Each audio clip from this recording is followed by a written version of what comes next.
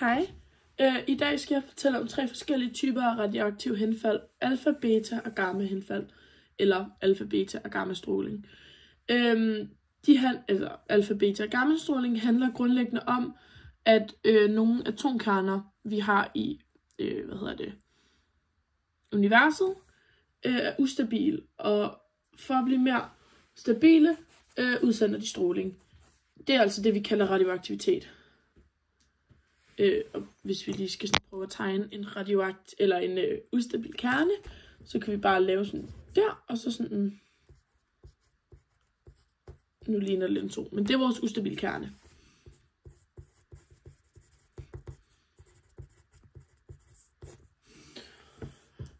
Det første, jeg vil snakke om, det er alfa-henfald.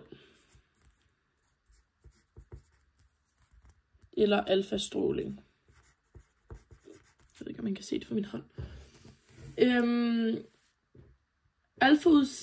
Alfa-stråling udsender atomkernen, eller udsender alfapartikler, som faktisk er en lille kerne i sig selv, bestående af 2 protoner og 2 neutroner.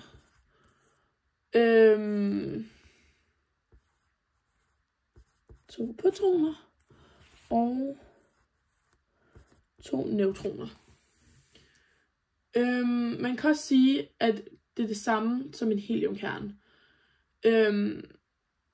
Når det sker, ændrer atomets kerne sig, fordi det mister 2 protoner og neutroner, når den ligesom udsender en kerne.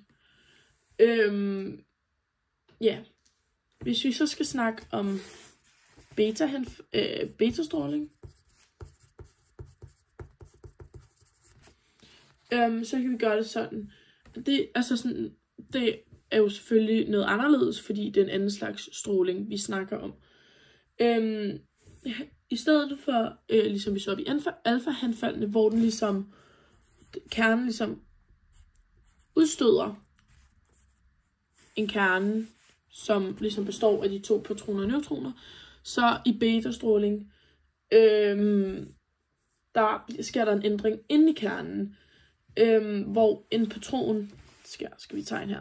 Vi har en stor kerne, og inde i den sker der så den ændring, at du har 2 protoner og 2 neutroner. Lidt svært at se, men det er ligesom, hvad det skal forestille. Og her bliver en af neutronerne så lavet om til en proton, så du har nu 3 protoner og 1 neutron.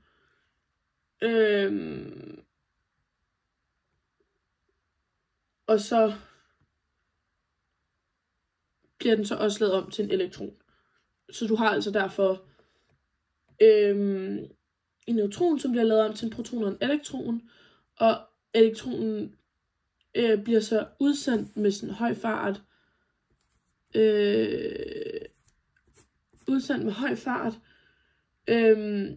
Hvilket så kaldes en beta-minus-partikel. Så den bliver ligesom udsendt som en beta-partikel. Det er lidt grimt tegn, men ja. Det ændrer jo så også atomets ladning, fordi der nu er 1 proton mere, men massen ændrer sig ikke. Og så har vi gamma-henfald, eller gamma-stråling, som er den sidste slags stråling. Det er jo så selvfølgelig også noget andet, fordi det er en anden slags stråling. Her bliver der ikke sendt en partikel ud, men derimod elektromagnetisk stråling, altså ren energi. Det sker ofte efter et alfa- eller et beta-henfald, når kernen stadig har lidt overskydende energi tilbage, som den skal af med. Og det kan vi som bevise ved, at vi tegner en kerne.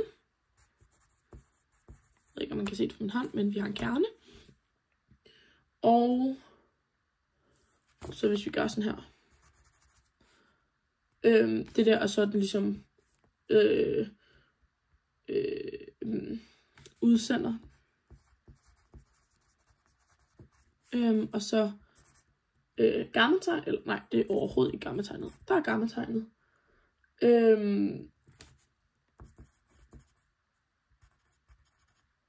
Slash elektromagnetisk stråling.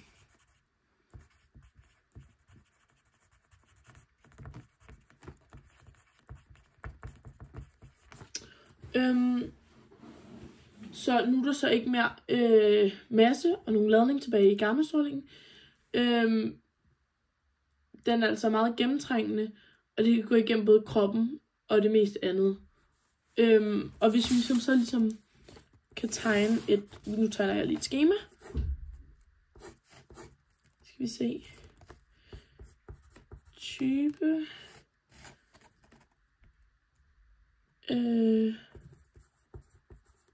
Nu skal jeg bare stoppe, men sådan hvad det bliver stoppet af.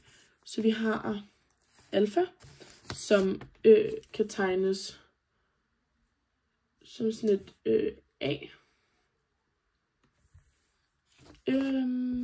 Sådan der, tror jeg.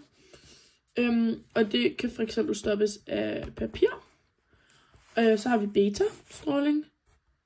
Den har sådan en sjov lille længde der. Og det er sådan noget som aluminium. Nu skal jeg bare aluminium kan stoppe det. Hvilket vi også testede i et forsøg. Og gammastråling, altså det der Y, som er lidt større, sådan der, kan stoppes af bly eller beton. Så der kan man ligesom se, at alfastråling er den, der har mindst stråling, eller sådan det mindst stråling kan sådan trække igennem. Og gammastråling er så den sådan stærkeste stråling.